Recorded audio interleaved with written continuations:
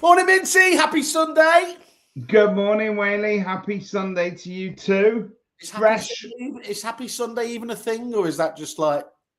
I don't know. I feel like Happy Sunday is something that people say. You know, the same people say, "Have a happy Monday." Have you got the Mondays? Have you got? No, I'm sure he'll bounce. I'm sure he'll bounce on as our only viewer. But I did say to Christian Byfield, he was showing me one of his very exciting AI enhancements at the depository. But he started it off with super excited to bring it to you, and he almost lost me there. Was super excited. Whaley, you've been swimming again this morning. I've been like is it an exocet? Is it an exocet anyway, I propelled through that water like the hunt for Red October. I managed. I've got this. I haven't told you. I've got this nemesis who's this pensioner. I don't know why you're bringing that up. Okay. Oh, sorry. That's what they call juxtaposition. I'm sorry. I'm so sorry. I've got this nemesis who's a pensioner who quite often has no respect, interestingly enough, just to segue it brilliantly, like Trump for international law or line etiquette in the pool. And we have a little bit of a battle going on that is I'm winning at the moment. Well, let's just let's touch on Trump because everyone's got an opinion on it. So Denmark has renamed Greenland Epstein Island just to sort of keep him away from it at the moment. What do you make of it? I mean, other than the fact that I think last week we discussed that EXP agents in Venezuela are now a thing, and they're getting ready to take over Greenland. Well, I don't want to be contentious, Mincy, but you know what? On the whole, I'm anti-paedophilia. I'm not I've weighed it up. I don't want to just jump in one way or the other, but I'm not a big fan. I do think we are actually beyond the kind of the Rubicon at the moment, or behind the looking glass, as they say, where it does feel like every bit of mad shit is literally like. Do you remember there was a comedy series called Big Train? And yes. It was basically about this boss who the staff would come in and complain about something, and he'd do things like juggle kittens or do a trick or something just to completely distract him. It feels like the whole planet is doing that at the moment, isn't it? For the fear of redaction. It's craziness at the moment, but there are some very real changes happening in the planet. I think it's very likely that Iran will become a free society by the end of the week, which is, I think, very exciting for the region. Look, I think it's fingers crossed on that, isn't it? And it is amazing. And as ever, it really does have to come from within. And it's a real challenge for somebody, obviously, as woke as my good self. In that, obviously, when he went batshit mental, funny enough, when they were just about to release the files previously, and he did obviously with Israel, they hit Syria, didn't they?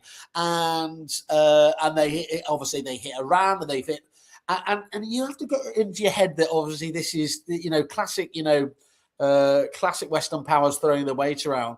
But what you can't, even though I despise Trump, what you can't then sort of say it hasn't been a benefit is that. Hezbollah has obviously largely been destroyed. Syria now, through its own devices, is becoming more diplomatic. You look at him, he has kidnapped an act of war the other day, Trump again. But it wasn't like the Venezuelan leader there was so it's a really really tricky place to be in at the moment, isn't it? I think that's it, isn't it? Because the Venezuelan leader was nobody's favorite and he was no angel. I think everybody just went, "Oh, well, you can take care of him for us." And I think what you're trying to express is that, in as much as you are outraged by him taking things that don't belong to him, along the way, he is doing some residual good, in as much as the world order's being shaken up, so that people have to have the chance at a new beginning. I'll call it now. Look, there will be yes, and it proves that everything's not just black or white. Which would be ironic because they wouldn't have been able to have stayed in any of Donald Trump's apartments in the past, which he got obviously picked up on. But look, I think call it now is what I think he's literally like the kid at Christmas, isn't he? Not least because he did actually bomb Nigeria on Christmas Day, didn't he? And kind of delivered that Christmas message to them. But the way he spoke like a child about the power, and he's quite right. I mean, nobody can do that kind of military stuff, as well as them. But it's almost like then the fact that they didn't have a clue what was going to happen day 2, was it? It's just like, you saw him when he was asked, well, who's going to run the country? And he just goes, these guys behind me. And that reminds me of you when you go, yeah, we're going to do conferences. Well, who's going to run them? Well, I'll tell you what, I think this is going to, we spoke about it briefly last week, didn't we? But, obviously you're party to who we're talking about. I mean, obviously, whenever we used to go over to AREC in Australia, and Tom Panis would always stand there on the Gold Coast and he'd say, this is going to be the biggest and the best ever. And, and it's sort of like, but I couldn't be more excited about the Kerfuffle conference. You do love a conference, don't you? I do, and I keep coming back to it again. It's because in this digital age where it's so easy to appear bigger than you are, better than you are, and everything else, being face-to-face has a reality to it, and I think an added value in this age of AI slop. It is the face-to-face bit that is we need to retain and make sure is it's the only differential at the moment, isn't it? It is indeed. It is indeed. It's going to become ever more important. Right, Mr. Whale, we're going to bring back a game. It's called Agree or Disagree. It's the property quiz.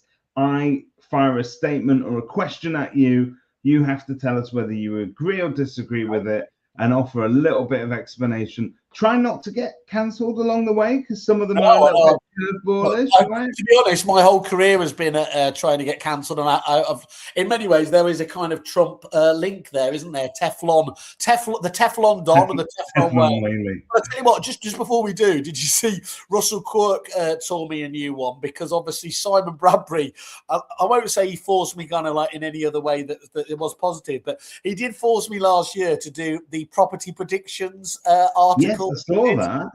And I wasn't 100% right, but I did tell the time is look, I really don't have any merits to be able to comment on this. So before we go into this, can I just do the normal caveat, of course, that I am from the world of proptech rather than anything at all to do with property?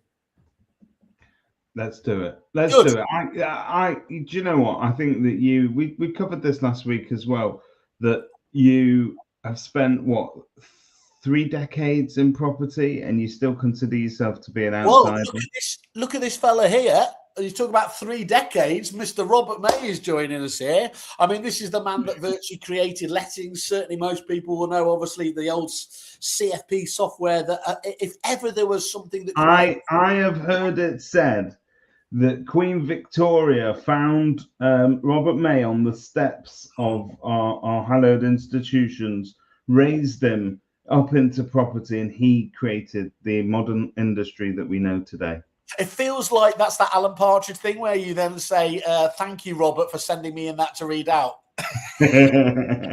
No, Robert has been doing this for longer than most of us. He's seen it all.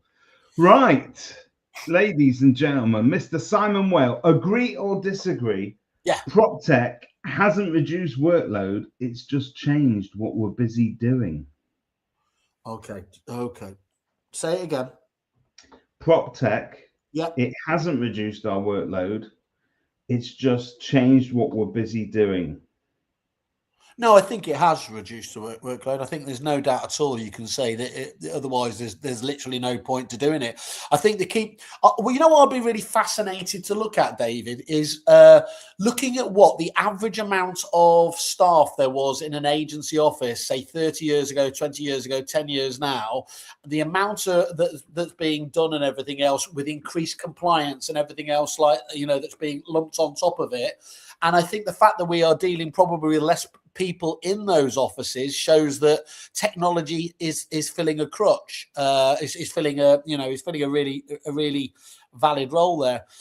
Are agents being busy fools? I think there's definitely a piece to that, isn't there? So yeah, I can't even remember if I agree or disagree now. So I think I think you're disagreeing with the statement that PropTech hasn't reduced the workload. I do disagree with that. Yeah, I disagree. Okay, fine. Let's step it up. And look, we got, again, he's got to stop coming on because we give him a free. But the depository is a classic example of that. If you look at what those guys do, and again, I'm not going to shout for him because he'll come out with it, but the new AI stuff they're doing around AI proposals and everything else there, you can't look at that sort of stuff and say that it's not making a material difference. Christian raises an interesting point. He says the tricky thing is, in lettings 20 years ago, you didn't have to do 90% of the work that we have to do now, because the name of the game has changed due to legislation and due to sort of just the various different the extension of an agent's job. Mr. Robert May, technology is putting a barrier between agents and the public. Find that interesting. It'll be interesting to get a bit of I mean, I can see where you're going with that, and I think there is definitely, because it should be the exact opposite, shouldn't it? It should be making everything easier, and if it isn't, that's a remarkable failing. Who was it? I can't remember. We were at one of the conferences where somebody, was it Vicky from Location, and she was, I think she was citing somebody else where, don't implement any technology unless it's going to actually help the consumer, regardless of anything else. I think that's quite a nice focus to have when you're looking at an exciting, shiny bit of proptech. Is, does it actually material deliver for the end client? Well, let's neatly segue off Robert May's comment into my next question. Agree or disagree? Estate agency is fundamentally a people business pretending to be a tech business. Is it pretending to be a tech business? I don't think it's pretending to be a tech business. No, I disagree again. No, I agree fundamentally it is a people business backed up by by the tech and data that underpins it. So I think until those, what are they called? Is it Elon Musk's Optus robots are actually out there doing valuations, killing us all? I absolutely think it is a people business for the time being, with that little caveat: get out of jail goal. Good morning to Amy Shields. She's there. What's she saying? She's saying, I wish AI could do compliance. Yeah. She of course doesn't wish AI could do compliance, because then she'd be out of a job. But compliance is very much everything that they do. The reason that AI can't do compliance at the moment, Amy, do you want to offer a statement or a reason for that? I think that we're getting closer to the day and age where AI is going to be able to spot anomalies. Question here is whether human behavior. Do you know how, like, you used to call your bank 10 years ago and it was press 1 for this and press 2 for that, and still actually I can't tell you how many estate agents we call where you've got such a massively long numbering system to get through to somebody human. But we got trained, didn't we, to get past the call centers? We got trained to get past the chat bots. Are we being trained to get past the AI bots and AI? Let me ask you, because last week you were talking quite rightly about how I gave you the option to save the world from Skynet and absolutely certain demise if you turned it off, and you still said no. So let me ask you this: when you get through to an AI chatbot of any type, is the first thing you do to say, pass me through to a human, or do you try and persist with it for first of all? Yeah, well, that's interesting. And I spoke to a few agents this week, actually, in Scotland. We were talking about AI. And one of those things is, if you don't like AI, you will do everything you can. The minute you twig that something is artificial, you'll try and do everything you can to get out of it. But whereas most of us, I think, who are busy, actually don't care that much if it gives us what we want. I prefer a chatbot. I prefer a chatbot, than phoning up and going through that rigmarole of 1, 2. As long as it is a good one, because then you can multitask and do all the rest of it. I absolutely do prefer that. Just as you were talking there, though, you were mentioning you were talking to all those Scottish agents. And have you seen that the brilliant Scottish comedy Still Game? Yes. Have you seen the one when the two Scots are caught in the lift and it's an AI lift, and and you go, oh no, what are we doing in here? It's not going to understand us. And for the next half an hour, they're trying to do American accents, English accents. We'll have to post at the end of it because it is. Well, You say that because literally my first hour in Scotland, so I arrived, lovely place, lovely people, invited me down to talk about proptech and technology innovations, and great. Sat around this table, and there's agents, and there's developers, there's investors, there's all sorts of interesting property people. And then I realized, because sometimes that drive up to Scotland is a beautiful scenic drive, and you forget at some point the language barrier completely just comes up at some point after Gretna Green. And I arrived, and the guys were like, yeah. And I'm like, wow, sorry, what? Well, I would like to apologise to our Scottish viewers for that casual racism. No, what I'm trying to say is it takes me about an hour to tune my ears in, and for the first hour I kept going like I was deaf. Like, what? Excuse me, pardon? Can you repeat that again? So eventually, thank God you said they were all lovely people, because otherwise we'd be dealing. They are all lovely people, and do you know what? I walked away from that thinking that somehow, and I think they'll probably agree with me.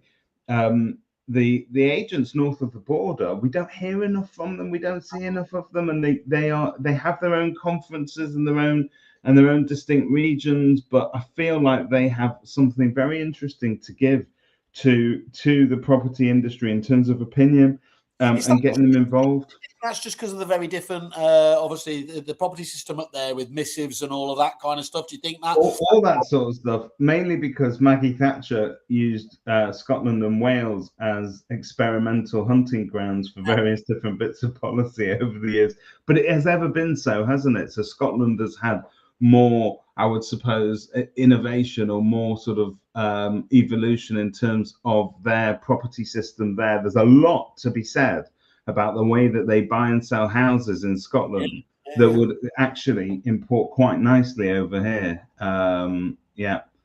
So there we go. I am going to... I'm not sure what that is. I don't know. I'm going to look that up soon. Be careful. He could be this. Now that could be. Yeah, like Ron Burgundy, where he reads anything off on the auto cue. You could be getting. Don't do it. Heather Foster, good morning, my lovely. Yeah, hello, hon. She's one of my favourite. She was. I tell you what, she was on Friday, wasn't she? She was on the Women in Estate Agency. Actually, because I forgot this, I didn't realise the lovely Angie Cooney nominated me for the interview with Verona on Women in Estate Agency, where famously I blubbed. I did my Jerry. I was going to say my Jerry Adams. It's not Jerry Adams, is it? It's Jerry Maguire. I did my Jerry Maguire and blubbed. But then I forgot you had to nominate somebody else. So obviously, it only made sense to have the lovely Heather Foster. You Jerry Adams and Jerry Adams is show me the money. Well, there again, take that, you two, the two Russells. You don't get impressions on their show. You don't get impressions on that. Well, okay, talking Women in the Estate Agency, I'm going to turn the spice up a little bit. And again, this is agree or disagree, Whaley. So it's up to you to put this in to make sure that we don't get cancelled for asking the question in the first place. Yes. But here we go. Agree or disagree? Women in the Estate Agency asked for equality. What they got was a conference. They asked for equality, and what they got was a conference. And no, Amy will remind us it's not a conference. Oh, that bullshit. I guess the real question is, have things changed in the past 3 or 4 years for the better? Look, so I think first and foremost, it's them applying a lot of the change anyway. So it wasn't like they demanded it and then, we sort of Putin and sort of Ukraine style. We gave them a conference to kind of say, there you go. They've delivered on that. Do you know what I think? I think it has.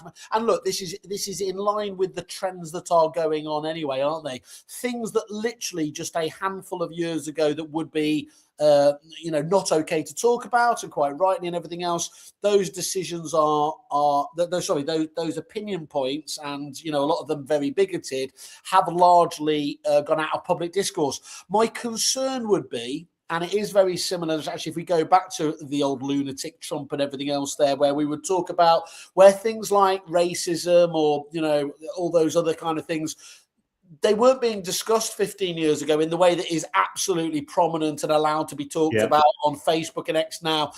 because people knew that wasn't deemed acceptable. But now that people are just coming back with this everything is woke, they can say any old bollocks, horrible bollocks they want under that guise of freedom of speech. I mean, just to go left with it a little bit. Can you believe that? I mean, can you believe the absolutely tepid response that has come back from our government about X? Literally, Grok and his platform, Musk platform, is literally doing kiddie porn now on that platform. And all we're saying, Starmer came back with get a grip. Interestingly, I uploaded a picture of you and said, "Could you please return this image as a nude, please?" And Grok straight off refused to do it. It said, "Hey, bro, he looks too old for me." Yeah. The other thing is, but he did say, but there are 62,000 published photos of him naked anyway. So most of them at different conferences. We'll come back to Weir and the conference in a minute. I think what you're talking about is what they call the Overton window, isn't it? It's what is acceptable to say, what is acceptable to be the discourse in our politics. It's what is acceptable for commentators to talk about, and that shifts. But that shift has been so far out of It's what always happens. I'll post a quote later, but there's always that point about we swing far too much in one direction and then it bounces back inevitably. That's just human nature. When we had Cameron, being passed the baton from New Labour, there was a sliver, there was no difference, and lots of people did kick back against a lot of those woke instincts and everything else. There, we've clearly now gone completely the other way. I'm sure it will bounce back as well. Whether that's what's going on with Zach Polanski and what's his name, Mumdani or whatever over in New York, it feels like there is a little bit AOC. It swings and roundabouts, isn't it? Matt Foster said asparagus. That's our little code name. Thank you for that, Matt. Good to see you. Good to see we're attracting everyone. Is this like the Manchurian candidate? Is he just activated you? My response is the ducks fly west for Easter, Matt. Thank you. Thank you for that. What a lovely man that is. I've never met him before, and then I met him at the RAND conference. I mean, you had to say that because he's also quite handy, and he would batter you. Oh, he would absolutely batter me, but it's a good job he can take care of himself because he's married to Heather Foster. So definitely. I mean, he needs to keep on his toes. Let's face it. I imagine, like in Godzilla, let them fight. Let's see. Maybe that's the next charity bash we should do. What, pitting brummies against each other? I'm not sure that's legal. I'm not sure we can do it. I think if this industry doesn't do it, Channel 5 will do it. I'll take it to them. Going back to the Women in the State Agency conference, famously they're shouting this year that it's not a conference. What do you, as a member of the public and somebody that has the ear and the hand and the eyes of some of the Women in the State Agency Committee, you're quite pally with some of them, what do you understand from that? And also, let's face it, you're such a huge fan of conferences. What do you understand by not a conference? Look, it clearly is. It's like whatever way. It's like we said it ourselves, don't we? We don't want to just do. It's certainly not just another conference there, but until you're not getting a load of people in a room and you're paying for attendance and sponsorship and everything else, it's there. I think they have changed the concept of conferences. Going back to your original point about this with it there. And I like the idea. I mean, I do think the way of mixing that up and making it all very different is a great approach. But let me just ask you about it. So what's your view? I think our view on our conferences aren't they? Is we do a lot of the similar stuff there. We're just a little bit more relaxed about things. So we do firmly come at it from a full angle, don't we? Without taking anything away from the ability to kind of need to deliver and get learning and all that sort of stuff from it. So what I will say is there is a distinct push. And so if you look at various different conferences, we attempted to do it with PropX, where it wasn't about property itself, but it was about the people and the struggles they've been through. That was highly successful, and it just alters the tune and the mode. Women in the State Agency have been doing that for a couple of years now, where basically you're turning up for a conference that is ostensibly filled with property personalities. But to be honest, if you were to write down the actual property points you'll come away with, very few, because what we're talking about is life and we're talking about experiences, and that is very much the value of those conferences. So I think there is a push to make all conferences a little bit more, dare I say it, touchy-feely, where we can actually sort of get to grips with issues that affect us in the workplace, issues that affect us at home. We're talking about illnesses, we're talking about challenges, we're talking about all sorts of different stuff. I mean, it's so I don't think it's exclusive to women in the state agency, but I think they definitely started part of that conversation very, very heavily. I think if you think about, there's obviously so many, and we're responsible for largely as well for this. For obviously, it's if you look at it across the year, there's a lot of choice, which I think is absolutely fantastic to be able to get to. So they have to be different, don't they? Because you couldn't just turn out the same old, could you? On there, you've got the Grand Prix of the big three, haven't you? You've obviously got negotiators, Esters, and EA Masters there, and that's the centre point of it. So anyone around it needs to find a different niche, don't they, to be creative? Absolutely. And if single issue, if you like, if you wanted to call it that, if single issue organisations, and I know that that's not the way that we could describe women in an estate agency, because obviously there are, there's a lot going on under that umbrella. No, I think it exists. I think women can multitask, Mincy. Much better than we can. But I think if you were to look at single issue conferences, I'm actually much more of a militant feminist than some of them, and I would say yes, it absolutely does need to put blood in the water. It needs to challenge all the precepts and everything that we're used to dealing with in this industry, and it needs to bring about change. That charter that they brought in is a really positive first step to those kind of changes. Yep. It wasn't just a money earner that I thought, how do we do this? And can we come up with our own full charter? let's look at a man that is very much in touch with his own ovaries, Mr. Christian Byfield. It's not just equality. What I loved about the annual Women in the State Agency event is it opens our boys' eyes to our use of language, understanding of fears and challenges from women, and what they face, and a better understanding of what they end. But here we go. He says, someone in any sector could attend WEA and walk away with almost the same lessons and learnings. It's about culture, mindset, attitude, not the actual industry itself. Well, there you go.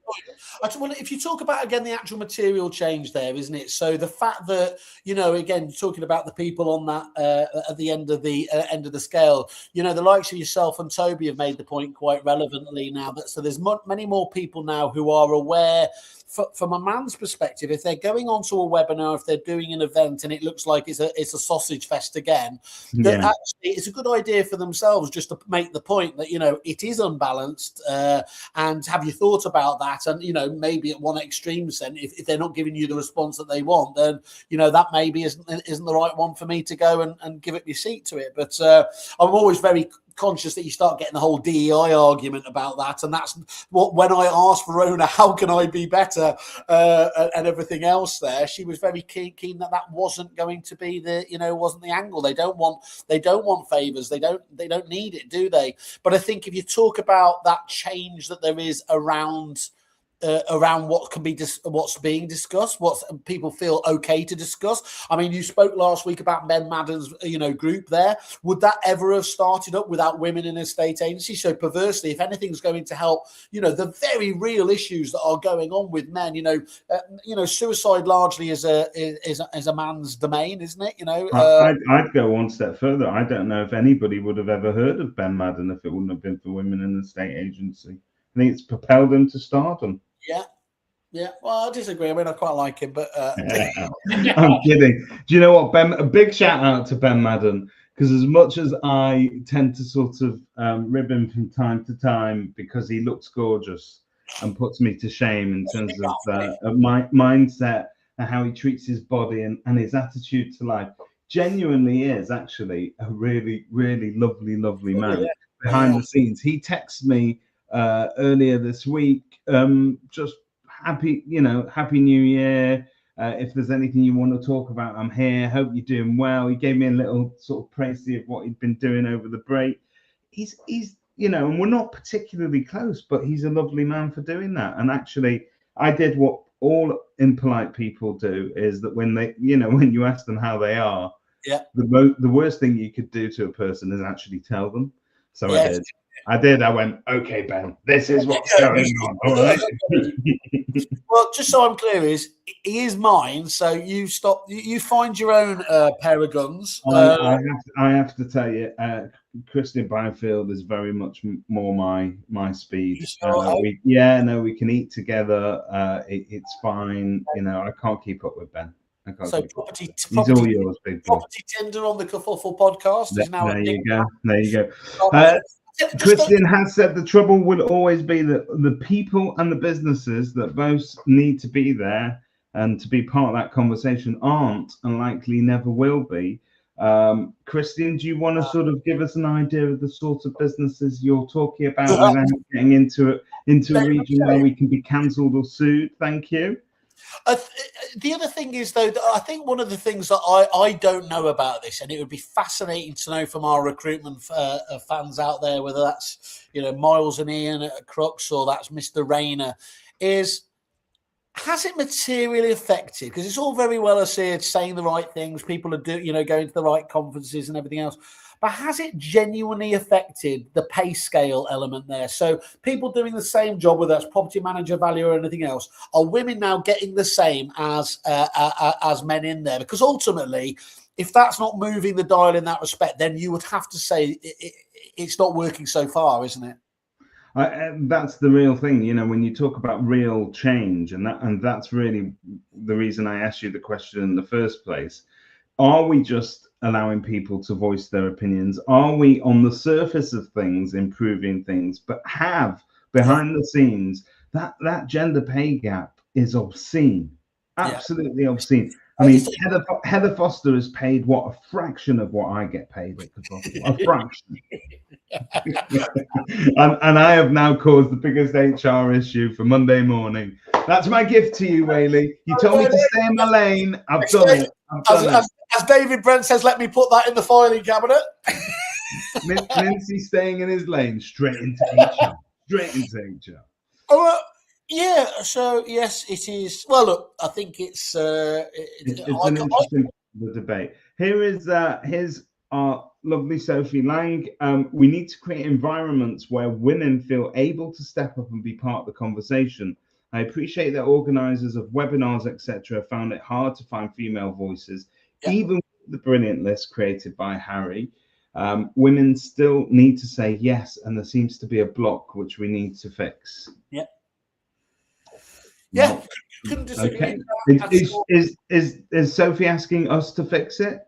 She's saying she needs a man to fix it. All right, no problem. That's a stereotype. Whaley will sort it. You know what they did need last week, though, as they were on one of their nights out? They needed Whaley to sing to them. So I was delighted to have got a call late at night from the from Rhiannon. I got one of those as well. It was very amusing. I do like the Lang Llewellyn team. They work incredibly hard. I have to say that they work incredibly hard. Play hard. That's my. It's amazing. Robert May. I think this is quite interesting. You can spot the men without daughters a mile off. They're still comfortable with the jokes, still directing technical questions to the junior lad instead of the senior woman. Still surprised when she outperforms them, and it's not that they're bad people; they just haven't had their vision corrected yet. Yeah, that's quote of the day. That is quote of the day, isn't it?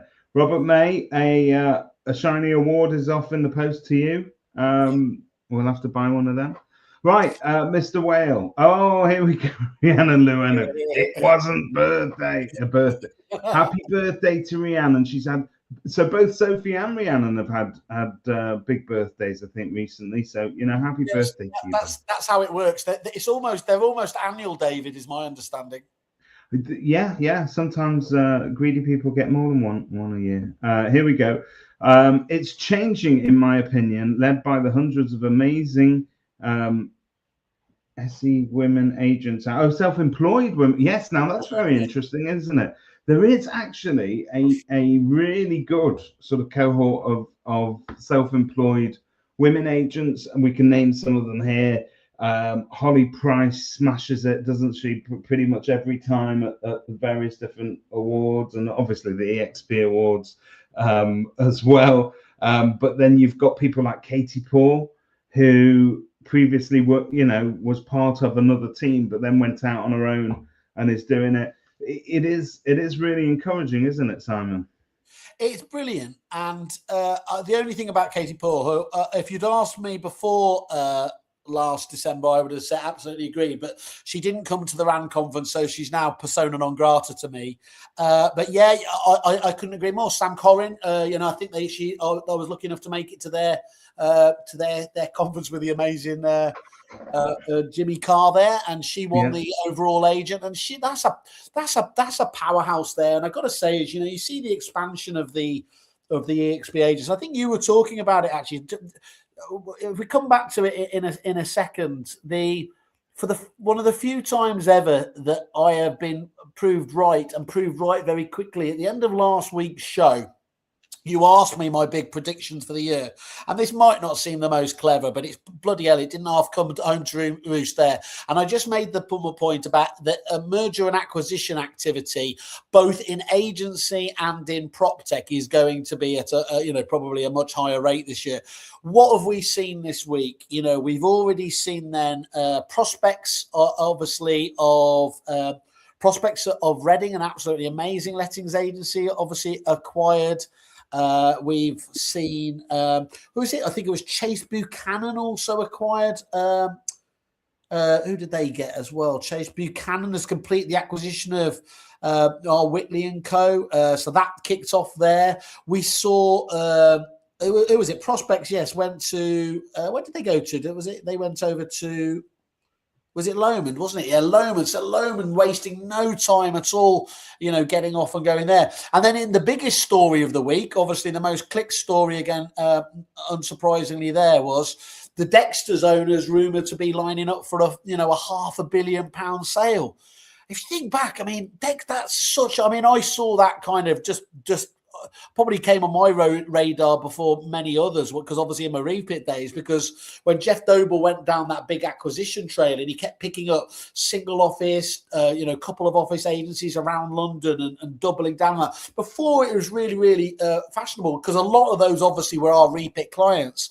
And you look at that empire they built up there now, it's pretty amazing. You know what? Christian's just said that M&A will be nuts this year. And I sat in on a meeting, and I don't think I am telling tales out of school, but Ian White, who obviously has a finger or two in the M&A pie at any one time, he said that basically this year is going to see even more disruption, even more M&A activity than last year. And it will be the biggest year ever. And there were some pending sales out there that are absolutely stupendous in terms of numbers. The question is, for me, the sub-question is, all this sort of acquisition stuff is very, very nice. And I think it allows certain agencies, so not least Lang Llewellyn, who are on the call this morning, to expand and to grow across their region. And I would not really call Lang Llewellyn a corporate, because they're not, but they're fast becoming. At some point, they'll fast become that sort of size, won't they? But the thing is, are we losing something in corporate takeovers? Are those agencies going to lose their personalities? Are people going to become corporate drones? Is there a risk of that happening, or is this actually healthy for the industry? I don't know about healthy. I mean, I've always find it a little bit depressing, but then I can't really moan because obviously I went down that corporate exit myself as well. That's the way of the world. If you want to quite rightly cash out and enjoy your just desserts, then I think that's the way forwards. Also, as we said, it's so ridiculously hard. It doesn't matter whether you're in on the letting side of things to build that portfolio organically. And the Aussies have been ahead of us again for years. Not that anyone will like that, but that trading of the rent rolls they've done really scientifically, and I think that's, people like Rhiannon and Sophie are showing exactly how to do that. And big shout out, of course, Sally at Asian Rainmaker. I mean, Jesus, they would be the first tick on my list for anyone looking to grow their group and their thing from there. So I think that's what's the phrase? I always get this bit wrong, but it is a case of thinking big and acting small, isn't it?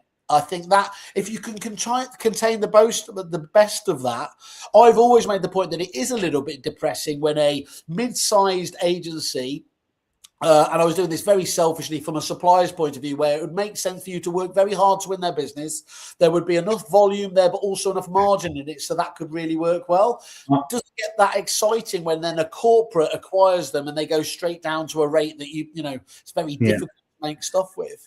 I used to work for an agency in London called Kingsley's Estates. Shout out to all the guys there. And their slogan was always big enough to cope, small enough to care. Yeah, love and that. That's really what we're talking about, really, isn't it? And that's what Sophie's saying here: corporate structure, but independence at our core and values. Just want to quickly switch back to what Rhiannon was saying. Serious note, though, the pay in a estate and letting agency is below national minimum wage and gets topped up. It is a joke, but it's the direct result of no sale, no fee. Yeah. So that model. Well, Rhiannon will obviously know from having watched studiously last week's podcast, where we spoke about obviously Ian Preston's, upfront calculator that he's obviously pushing there today, so that where people have the ability to actually demand more upfront to move away from the no sale, no fee, but of course to be able to have that in the kit bag as well. So I absolutely agree. I think that is it's a symptom of it, isn't it? Without a shadow of a doubt. Absolutely. Okay, right. I'm going to just cover some of the comments and then we'll move on to another point. But it's great to see all these people interacting with us this morning. It's lovely. I think it's the surprise on your face that I really enjoy. I knew they'd come. You said eventually, if we carry on this podcast for 9 years. Who would have thought actually doing a podcast twice a year, our biannual podcast.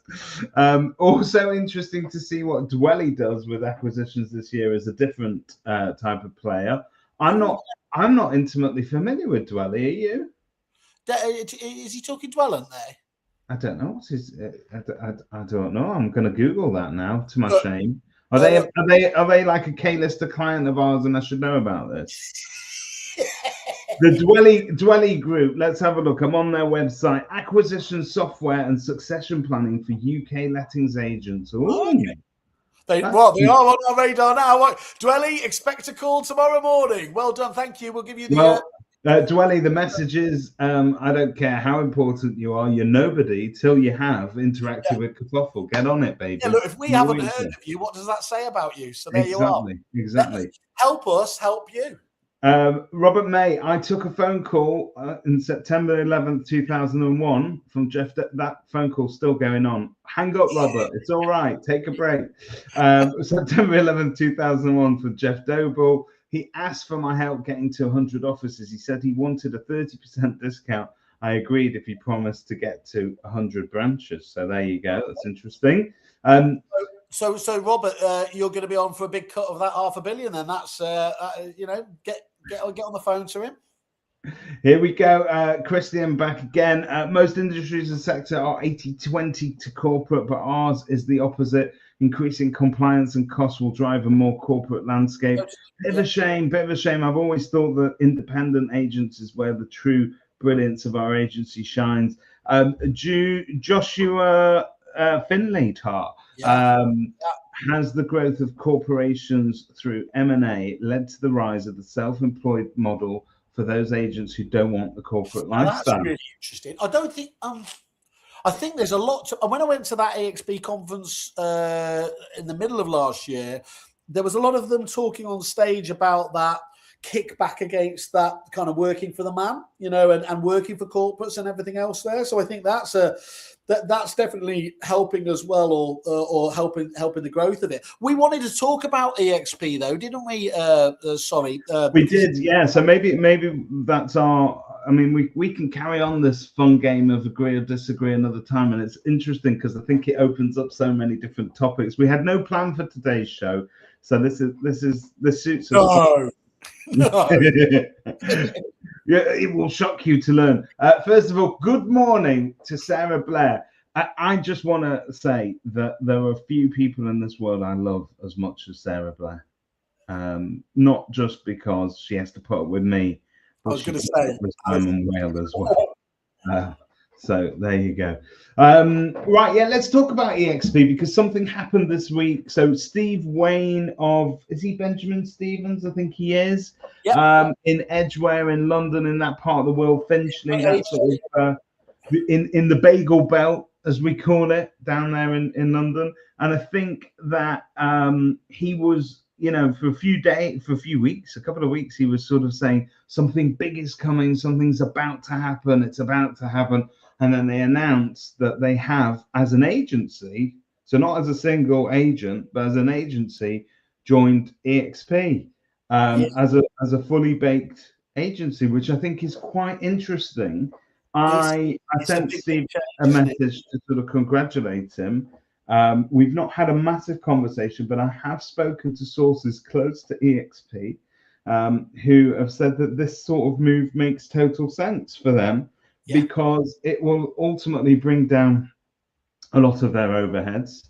It will still allow them to trade under their own brand, obviously with EXP in the tagline there. But it's a very interesting shift. And I think actually what interests me most is I wanted to know how the model works. And I think how it works is that all the fee earners at your agency have to become self-employed in order for this to work. Exactly. So actually, is it a really interesting way that business owners in this day and age can save national insurance? They can save a lot of costs in terms of the overheads from the portals, etc. They've got a very well publicized tie-up with Loop. How much money is that saving those agencies? Look, I think it's what Adam's done over there with it, and just on that basis, some of those supplier deals. But whereas it's been largely about the individuals today, you're definitely right. I think if we're going to call one thing out there, this year I suspect could be the year of traditional businesses aligning with EXP as well there, and obviously with all of that, those benefits you've just been talking about, your core costs, being able to be done, you're getting all those benefits, obviously, while still being able to have your cake and eat it from you making the big decisions. I was talking to, it was interesting at that conference, I was talking to a guy called Jonathan Morgan, lovely agent, Peter Morgan down in Wales. Absolute nutcase, and that's coming from me. But hearing the way it was so beneficial for them, and they've gone down that route, and that is that's a really, really good agent, does a lot of volume and everything else. And hearing from Steve Wayne and everything else talking about it, I think there's going to be a real explosion of that over the course of the year. Yeah, Sophie's saying we are seeing this a lot with agencies looking at turning their team to self-employed to save costs. We did try it with one of our acquisitions, but it didn't work for us at the time. But it's interesting, all the sort of different comments that you've had this morning.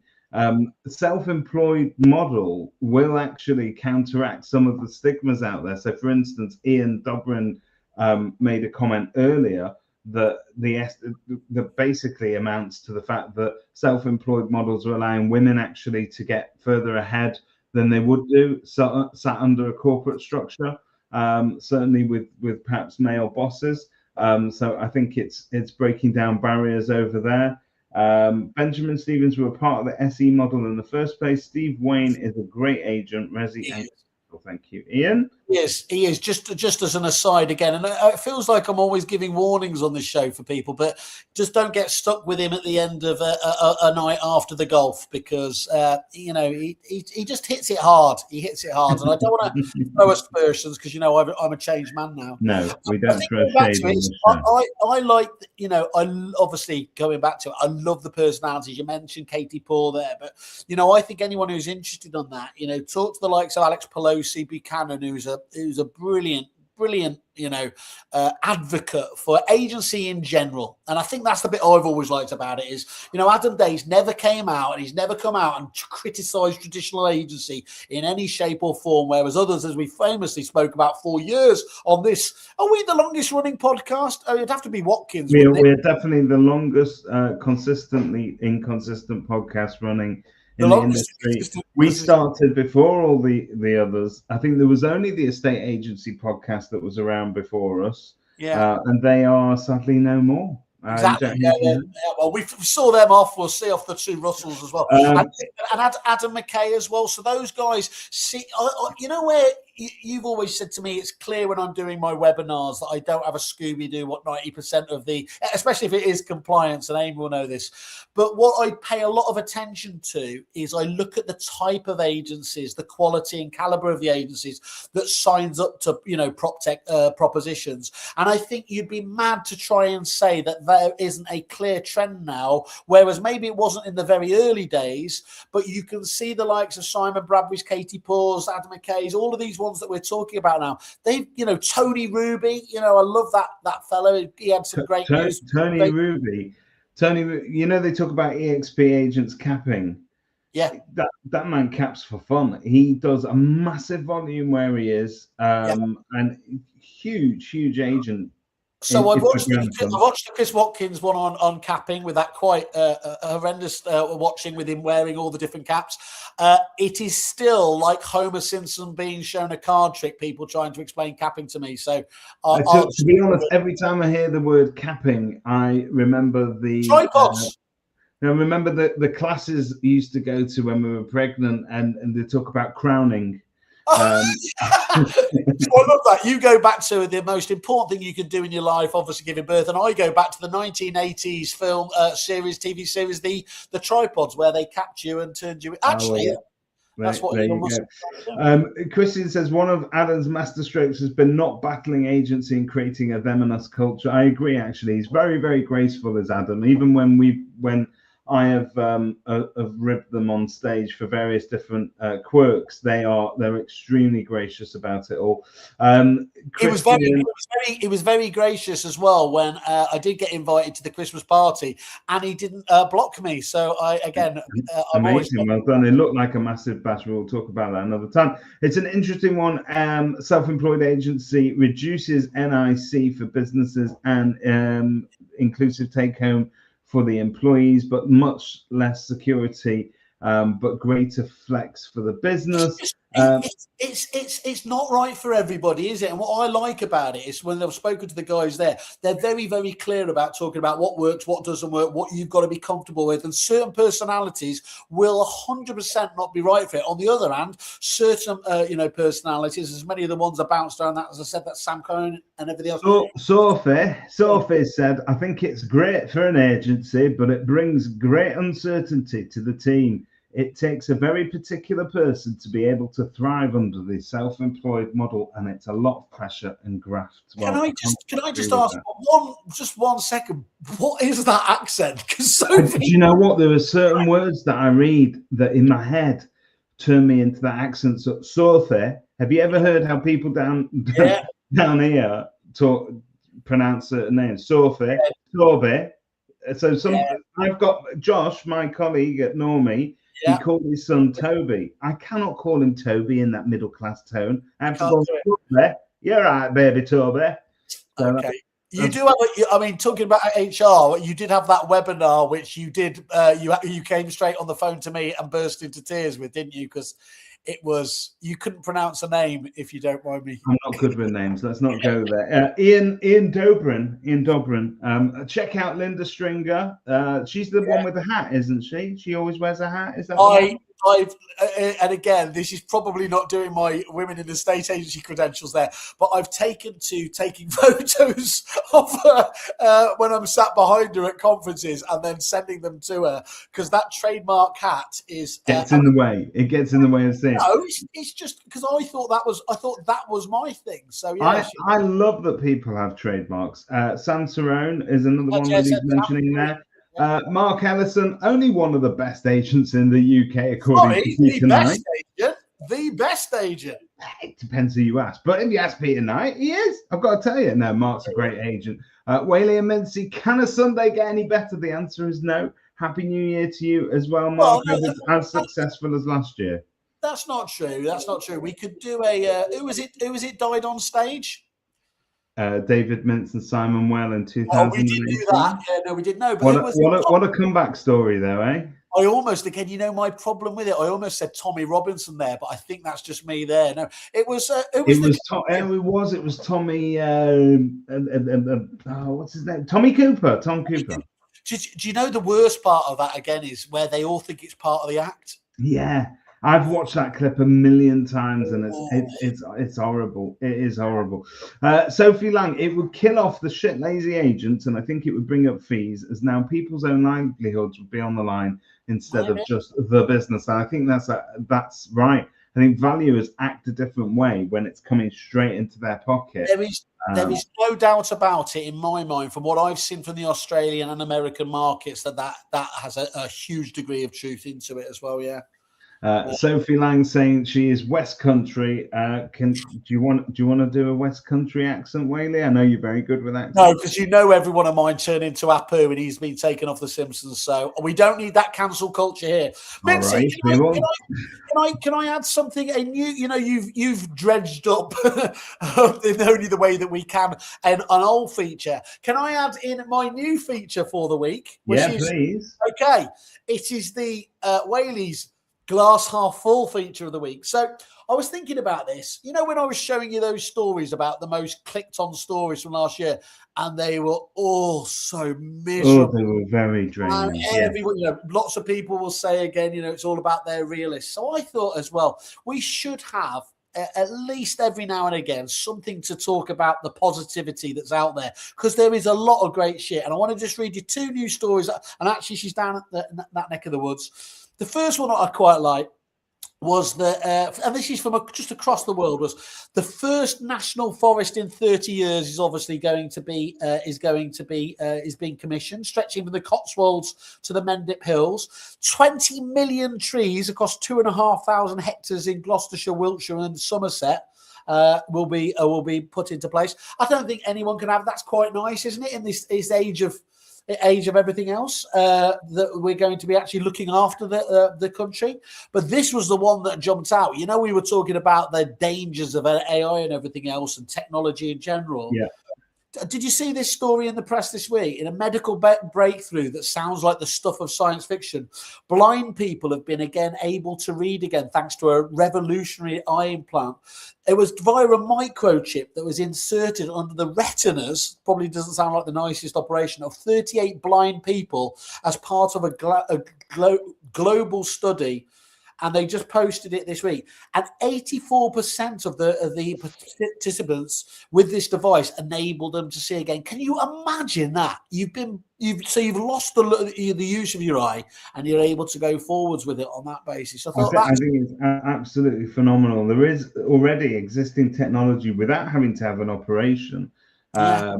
So I was involved in something recently where a chap that was blind needed various different technological accessories. So, for instance, glasses that have AI built in, and they basically view the world around you and explain to you in audio what you are, what you are seeing, which I think is very interesting. So it wasn't like when I had my first Google glasses on, what it must have been 20 years, and I went around Brixton and I was shouting, "Hey, Google glasses, show me the way to XYZ estate agents." And literally a group of 4 kids was following me, and it started to get a bit dicey. It did. You shouldn't be recording kids with your Google glasses anyway. Look, Right, I'm going to cover off. I know what you're trying to do. You keep trying to make out that I've been on that island. I hate islands. He hate not people from Ireland, please. We're a big fan of the state agencies in Ireland. Big shout out to Mary Lou Press. How you doing? Mary Lou, the lovely Mary Lou, and Nee from D&G. They're great over there as well. So yeah, no, they're all good. I'm going to cover off some of because I think we've only got time to do this. We'll cover off the last of the comments because they're coming in thick and fast today. So let's cover Joshua Finlay Tar, our friend from Repit. Greater numbers of self-employed agents will eventually lead to regulation around what is required to qualify as an agent, similar to the US, and we could eventually need licenses. And there is a theory that will raise standards, actually. So it might not be a bad thing at all. There is a lot of talk about disenfranchised young people as housing is unobtainable. Perhaps self-employed agency or staff shares are the way to tackle it. And as Sophie says, get true but in. Let's have a quick look what that means. Can we have another shout out for the fabulous Sharka Wild, who sets off to I'm sorry, I can't pronounce that name. You know I'm no good with names. A conga quagga. A Wimbaway. In the mighty jungle, Sharka is going to be climbing one of the highest mountains in the world this week. She's off there and she wanted to raise 10K, largely thanks to the efforts of Simon Whale at the Relocation Agent Network Conference. But seriously, the support that she has had has been epic. She has been unrelenting. And she is now past 20K. Let's get her past 25K as the Property Mark Trust is epic and deserves every penny. I agree with you. It's good. I mean, if you obviously, I did probably because by that stage I had a couple of drinks, but and I did roast her a little bit on stage. But Sharka, as I said on stage when I tried to get serious for a second, is one of the greatest people within this industry. The stuff that she goes out of her way to do, she's always got a smile on her face. I mean, the positivity that comes out of her. You know, you talk about motivation and achieving a goal if you set it and being relentless and really being focused. If I could just get hold of Sharka's DNA and use that then to build a super agent, my God, I'd take over the world overnight. It feels like you're going against the women in I'm not sure it's legal. She'd have to consent to give me the DNA. We'll talk about it later, Sharka. Good luck, love. The other point is, I know she was doing a practice walk with Susanna Mavity as well yesterday. So if that doesn't deserve an extra 5K for having to listen to those stories, endurance, isn't it? Because I think if you can go up a mountain and still come down alive with Mavs, then you're doing all right. You're doing all right. Canada has developed a fully compostable battery with no heavy metals, etc., from trees. Wow, tree sap. Oh, you're playing with us now, aren't we? We're gonna have to fact check all this. Ian Dobrin, never a true word. Great show, guys. Possibly one of the best I've heard today. If you want a positive story, this is one coming in from Sophie Lang. You have to look at how the Cornish community has rallied around after the storm.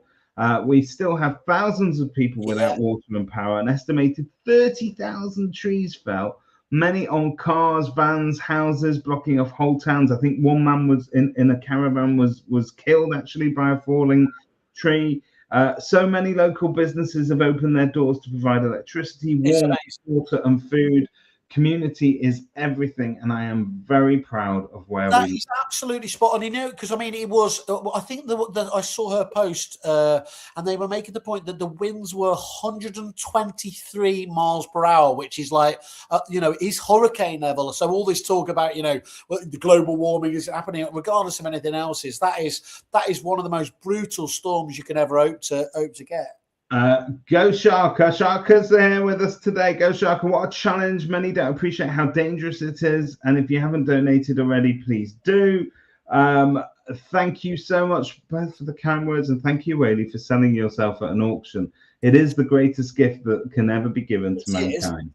Now, here's one thing. Selling yourself is very easy. Delivering on it, that's entirely different. So I'm going to leave, since we made this the agree or disagree show, and I think it's something that we're going to bring back regularly because I quite like the way that it opens up the conversation. Because it allows you to wing it. It allows me to basically turn up with no notes except for something like women in the state agency, should they do more washing up? You know, so things like that. Yeah. Any else? Agree or disagree coming in from Robert May. This is interesting, and you might wish to answer it, or you might wish to think about it till next week. Agree or disagree?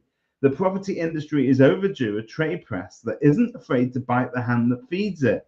Currently, if you're advertising with the incumbents, you get soft coverage.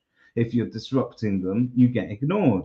We need a fresh outlet that asks hard questions and covers what's actually happening and real innovation. Let's take this offline. That is a good one. Let's do this next week, Mincy. That will be the theme of our show next week. Will be trade press. Famously, Rob, massive fan of and a huge friend of Ros when she was at Property Industry Eye, Ros Renshaw, and so he remembers how it used to be done. But we've been talking about this for a long time, haven't we? In terms of whether trade press becomes just a string of press releases, effectively announcing new products, etc., or is it there to really expose real issues? Anyone's got any thoughts? Jump on next week or send us in advance as well, and we'll. That means we don't have to wing it quite as much. Wing it with Whaley. There you go. Okay, guys, a lot of love to you people out there in property world. Go sell some things. Go let some things. Make the world a better place, like you always do. Have a fab week. Bye. Love you all.